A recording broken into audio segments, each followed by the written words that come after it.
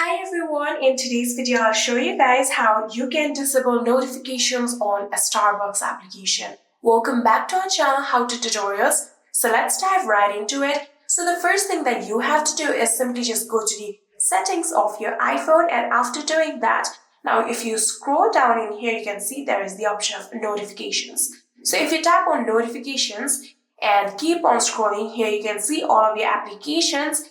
And if you keep on scrolling and manually search for Starbucks in here, you can see this is the Starbucks application.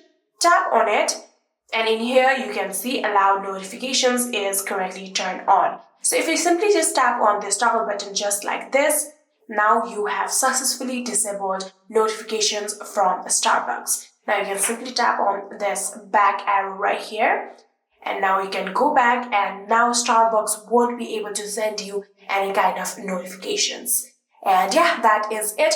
I hope this video was helpful to you guys. If it was, please do not forget to hit that subscribe button and like our video. Thank you so much for watching. See you in the next.